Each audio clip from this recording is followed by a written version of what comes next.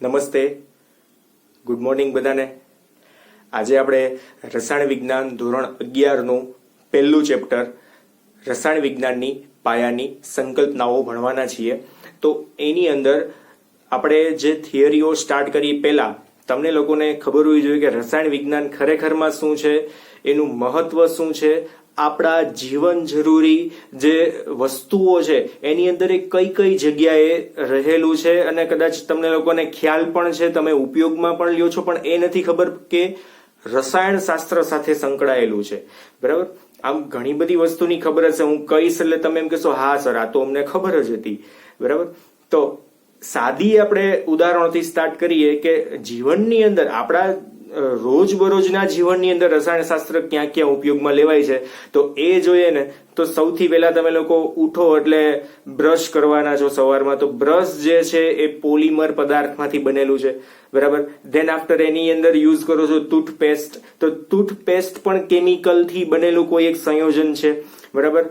Than after તમે નાહવા માટેનો સાબુ, નાહવા માટે ઓલમોસ્ટ પાણી H2O નું સંગઠન છે જે કેમેસ્ટ્રીનો એક પાર્ટ છે.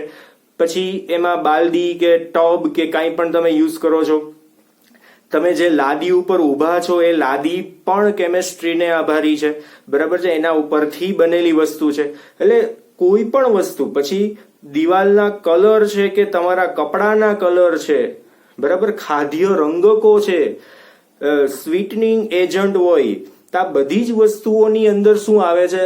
કેમેસ્ટ્રી, રસાયણ વિજ્ઞાન ક્યાંક ને ક્યાંક સંકળાયેલું છે જ. બરાબર? એનાથી પણ આપણે આગળ વધીએ તો ખેતીવાડીની અંદર તમે જુઓ તો ઔષધો છે બધી, પેસ્ટિસાઇડ, પછી એમાં કીટકોને મારવાની પેસ્ટિસાઇડ હોય છે આ.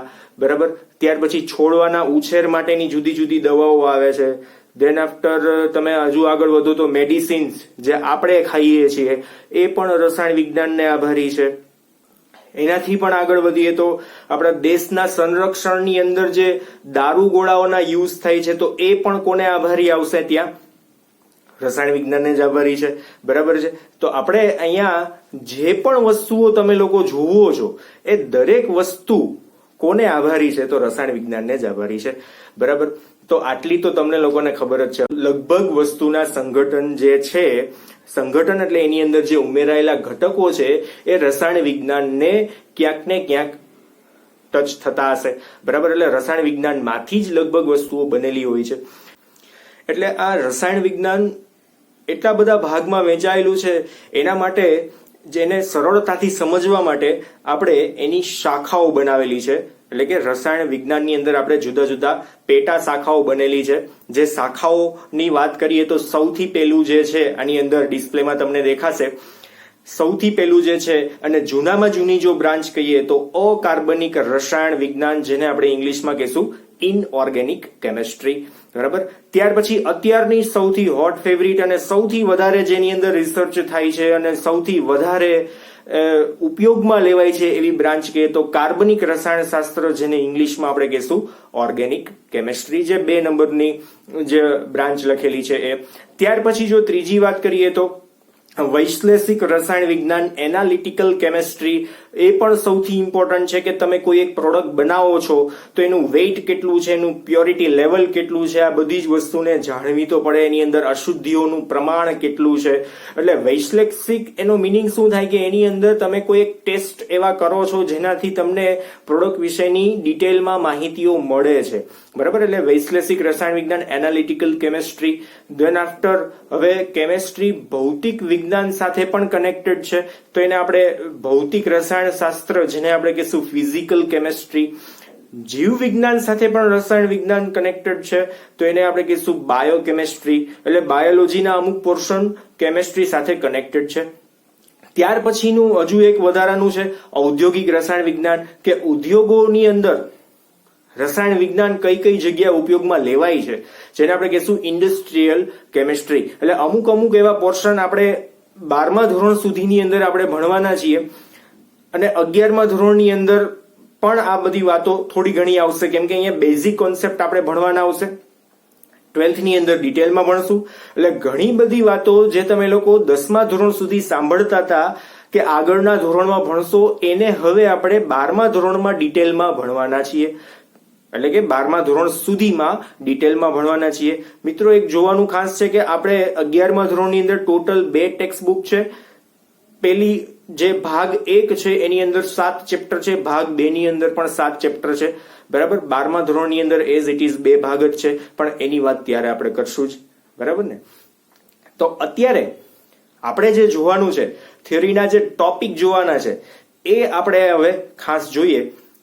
એ આપણે સીધા હવે ડિસ્પ્લેમાં તમારે જોવાનું છે, અને મારો જે અવાજ આવે છે તમને એ તમારે બહુ ધ્યાનથી સાંભળવાનો છે, કેમ કે હું ત્યારે ડિસ્પ્લેમાં તમને દેખાતો નહીં હોય, એટલે તમારે ખાસ ત્યાં ધ્યાન રાખવાનું છે. આડવડું જોવાનું નથી, એક પણ મિનિટ ક્યાંય લેક્ચરની તમારે બગાડવાની પણ નથી. બરાબર છે? આપણે ડેઈલી લેક્ચર આવશે, તમને મટીરિયલ હશે ત્યારે પીડીએફ પણ મળશે, તમારે રેગ્યુલર એનું હોમવર્ક પણ કરવાનું છે. બરાબર, એટલે જરા પણ આડાઅવડું ધ્યાન દીધા વગર હવેથી રોજ તમારે આ વર્ક સ્ટાર્ટ કરી દેવાનું છે.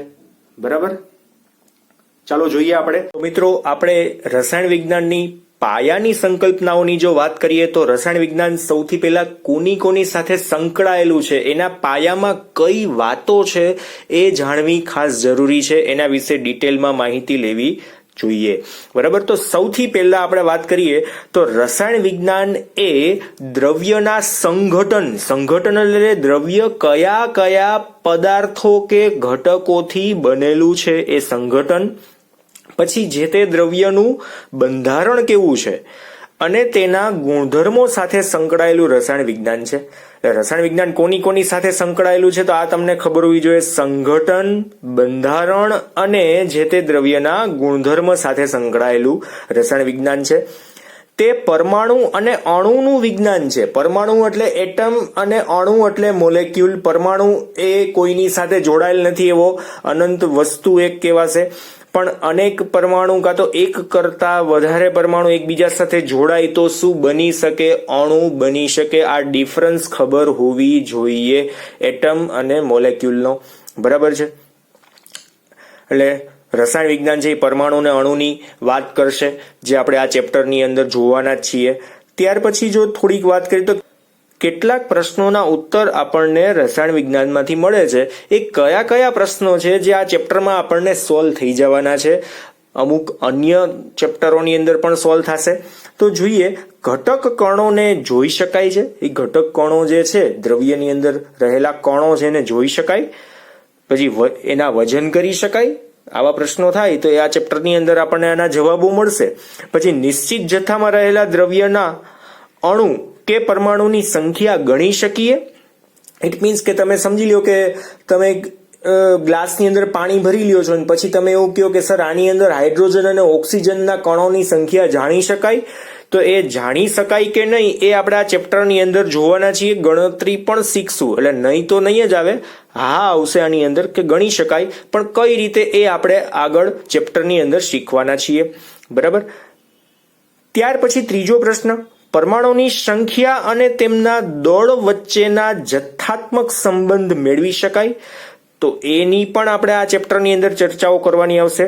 પરમાણુઓની સંખ્યા ગણી શકાય કે નહીં, એમના દળની માહિતી મળી શકાય કે નહીં, એના જથ્થાત્મક સંબંધ વિશેની માહિતી મળે કે નહીં. આ બધી જ વસ્તુઓની આપણે વાત ચેપ્ટરની અંદર આગળ કરવાના છીએ. બરાબર, એટલે આટલા પ્રશ્નોનું તો નિરાકરણ આપણે આ ચેપ્ટરની અંદર થવાનું જ છે. અમુક વસ્તુ આગળના ચેપ્ટરમાં પણ થશે. ત્યાર પછી જોઈએ તો સામાન્ય વ્યાખ્યા. દ્રવ્ય એટલે શું? તો દ્રવ્ય એટલે શું આ પ્રશ્ન આવવાનું કારણ શું કે હમણાં જ આપણે વાત કરી કે દ્રવ્ય છે ને એના આપણે બંધારણ, ગુણધર્મ અને સંગઠનની વાત રસાયણ વિજ્ઞાન કરે છે. પણ એ દ્રવ્ય શું? તો તમને લોકોને એની વ્યાખ્યા તો આવડે જ છે કે કોઈ પણ વસ્તુ કે જે દળ ધરાવે છે, અવકાશમાં રહેલી કોઈ પણ વસ્તુ કે જે દળ ધરાવે છે અને જગ્યા રોકે છે તેને દ્રવ્ય કહેવાય. આ તમને લોકોને ખ્યાલ જ છે. તમે એમાં જ આવી જાઓ ને, હું પણ એમાં જ આવી જાઉં. બરાબર, પેન છે, આ પેન છે તો આ દ્રવ્ય જ છે એક પ્રકારનું. હવા છે જે તમે જોઈ શકતા નથી છતાં પણ દ્રવ્ય છે, જગ્યા રોકે છે. બરાબર છે, પાણી એટસેટ્રા, ઓલમોસ્ટ ઘણી બધી જ વસ્તુઓ શેમાં આવી જાય છે? દ્રવ્યમાં. બરાબર, તો દ્રવ્યનું વર્ગીકરણ આપણે જોઈએ તો દ્રવ્યનું આપણે ભૌતિક અવસ્થાને આધારે આજે વર્ગીકરણ જોઈએ. આ તમારો પહેલો પ્રશ્ન એમ સમજી લઈએ તો એ ઠીક છે. અને તમને લોકોને ખબર જ છે, છતાંય 9મા 10મા ધોરણની અંદર આ ટોપિકો બધા જ આવી ગયા છે. આ તો આપણે બેઝિક જે ઇન્ફોર્મેશન લેવાની હતી એટલે આજે આપણે લેક્ચર ભણીએ છીએ. બરાબર, જોઈએ પહેલી અવસ્થા. આમ તો તમને લોકોને ભૌતિક અવસ્થાઓ, ભૌતિક ફિઝિકલ જે એની અવસ્થાઓ છે કઈ કઈ આવશે તો ઘન, પ્રવાહી ને વાયુ. ખબર છે ને, દ્રવ્યની 3 અવસ્થા કઈ કઈ? ઘન, પ્રવાહી અને વાયુ. એના સિવાયની ચોથી અને પાંચમી તમને લોકોને ખ્યાલ હોવી જોઈએ. કઈ આવશે? ચોથી અવસ્થા કઈ છે? પ્લાઝમા. ખબર છે ને, પ્લાઝમા અવસ્થા છે. પાંચમી અવસ્થા કઈ છે? પાંચમી અવસ્થા કઈ છે? Bose Einstein condensate. બરાબર, બોઝ આઇન્સ્ટાઇન કન્ડેન્સેટ. આ તમને લોકોને નામ તો યાદ હોવા જોઈએ, પણ મુખ્ય અવસ્થાઓ કઈ આપણી આવશે અહીંયા? ઘન, પ્રવાહી અને વાયુ. સૌથી પહેલા જોઈએ ઘન અવસ્થાની અંદર કયા ગુણધર્મો છે તો ઘટક કણો નજીક ગોઠવાયેલા હોય છે. સૌથી પહેલા નજીક ગોઠવાયેલા હોય છે. પછી એની અંદર આકર્ષણ બળો જે છે એ કણો અંદર ગોઠવાયેલા હોય છે. એ કણોની વચ્ચેનું આકર્ષણ કેવું હોય? પ્રબળ હોય છે. પ્રબળ બંધની રચનાથી આમ કઠણ રીતે ગોઠવાયેલું હોય છે. અને એ જે ઘન પદાર્થો છે એને ચોક્કસ આકાર પણ હોય છે અને ચોક્કસ કદ પણ હોય છે. આ ઘન માટેના પોતાના ચોક્કસ જે ગુણધર્મો હતા એની વાત છે. દાખલા તરીકે તમે એમાં લઈ શકો ઘણા બધા એક્ઝામ્પલ છે. લોખંડ છે, બરફ છે, કે જે ઘન અવસ્થામાં છે. એ બધા જ પદાર્થો એટસેટ્રા ઇટીસી લખવાનું કારણ એ કે તમે આમ આંખ ગમે ત્યાં ફેરવો, નજર ગમે ત્યાં ફેરવો, ઘણી બધી ઘન વસ્તુઓ તમને જોવા મળશે ખરી. બરાબર છે. ત્યાર પછી આપણે જોઈએ પ્રવાહી અવસ્થા. આનાથી કઈ રીતે જુદી પડી છે તો ઘટક કણો વચ્ચે અંતર ઘન કરતા વધારે જોવા મળે છે. તો આની અંદર જે નજીક હતા એના કરતા આની અંદર કણો કેવા છે? છૂટા છે. તો છૂટા કણો હોય તો એમના આકર્ષણ બળો પણ કેવા હોય? પ્રબળના બદલે કેવા હોય? નિર્બળ. પણ કોની સાપેક્ષમાં? ઘનની સાપેક્ષમાં. બરાબર.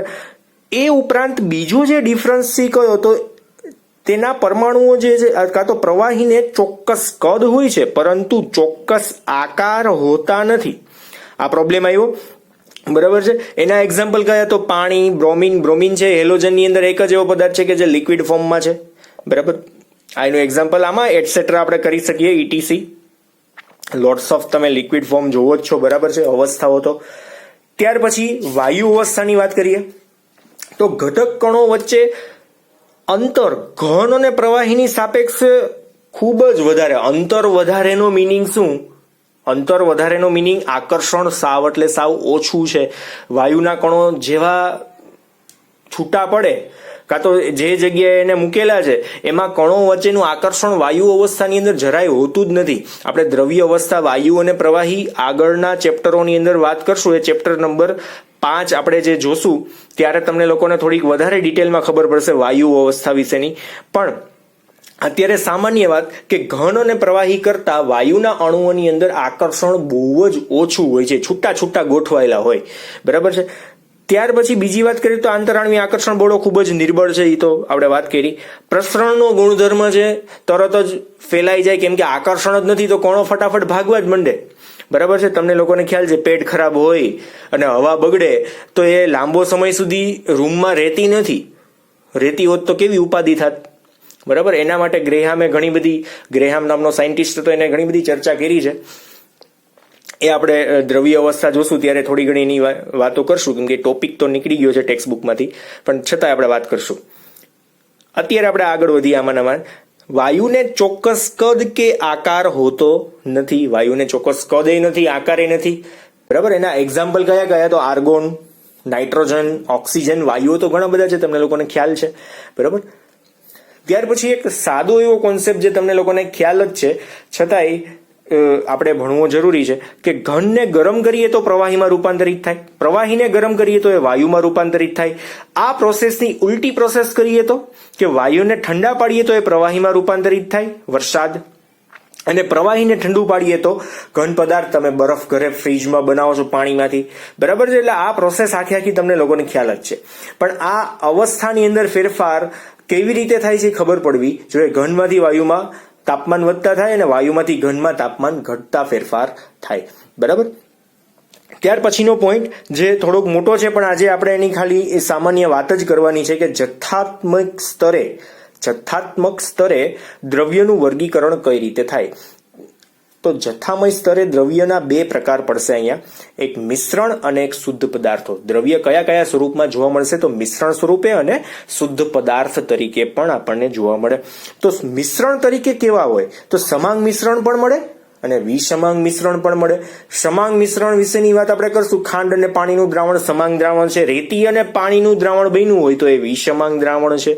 આના વિશે આપણે ડિટેલમાં ચર્ચાઓ કરવાના છીએ, એક્ઝામ્પલ સાથે જોશું, નેક્સ્ટ લેક્ચરની અંદર વાત કરશું. બરાબર, એટલે ઉપાધિ ન કરતા. શુદ્ધ પદાર્થોની અંદર કોણ આવશે? તો તત્વોની વાત આવશે. શુદ્ધ પદાર્થની અંદર તત્વો એટલે તમને લોકોને ખબર છે રસાયણ વિજ્ઞાનની અંદર અત્યારે કેટલા હાલમાં જોઈએ ને તો તમને લોકોને જે ખ્યાલ છે ત્યાં સુધીના તત્વો એટલે કે 118 તત્વો, પણ આમ જોઈએ ને તો અત્યારે 124 તત્વ સુધીની શોધ તો થઈ જ ગઈ છે. પણ આપણે 11-12 ધોરણની અંદર આપણે 118 ની જરૂર છે ત્યાં સુધીની આપણે વાત કરવાના છીએ. બરાબર. તો એ તત્વો જે એકલા છે, દાખલા તરીકે કેમ કોપર હોય, એજી હોય, પછી પ્લેટિનમ હોય, ટિટાનિયમ હોય, કાં તો સાદા તત્વોની વાત કરતા હોય તો 1 થી 30 તત્વો તમને hydrogen, helium, lithium, beryllium, boron, carbon, nitrogen, oxygen, fluorine, neon, આ તમને લોકોને ખ્યાલ જ છે. બરાબર છે. તે તત્વોની વાત આવશે. શુદ્ધ એકલા તત્વો જે કોઈની સાથે કનેક્ટેડ નથી. અને સંયોજનો તે તત્વો એકબીજા સાથે જોડાઈને જે શુદ્ધ સંયોજન બનાવેલું છે એવું એમ કહી શકાય કે એમાં HCl હોય, NaCl છે, સેમ એઝ. બરાબર. આ સંયોજનો પણ પ્યોરિટી લેવલ એનું કંઈક સારું હોય, શુદ્ધ પદાર્થ હોય, જેને આપણે શું કહી શકશું? દ્રવ્ય. તો મેં તમને આ સાદા એક્ઝામ્પલો દીધા છે અને ડિટેલમાં આપણે નેક્સ્ટ લેક્ચર, કાલના લેક્ચરની અંદર જ આપણે જોશું. બરાબર છે મિત્રો. આજે આપણે જે માત્ર પ્રસ્તાવિક વાતો કરી છે, જેનું કોઈ જ આજે તમારે હોમવર્ક નથી, આજે કોઈ ક્વેશ્ચન પણ નથી બન્યું. બરાબર છે. હવે જ્યારે ક્વેશ્ચન બનશે ત્યારે તમારે નોટ્સ પણ આની પ્રિપેર કરવાની છે. ખાસ જોજો, હું તમને PDF પણ સેન્ડ કરીશ અને આ ચેનલને સબસ્ક્રાઇબ કરવાનું ભૂલતા નહીં, એટલે તમને સીધા નોટિફિકેશનની અંદર વિડીયો મળી જાય. અધરવાઇઝ લિંક તો તમને હું ગ્રુપમાં આપીશ જ. બરાબર. એટલે હવે રોજ લેક્ચર જોવાના છે, ક્યાંય આડાવડી નજર કર્યા વગર, સમય બગાડ્યા વગર વર્ક સ્ટાર્ટ કરી દેવાનું છે. બરાબર. આજે અહીંયા સુધી રાખીએ. Thank you.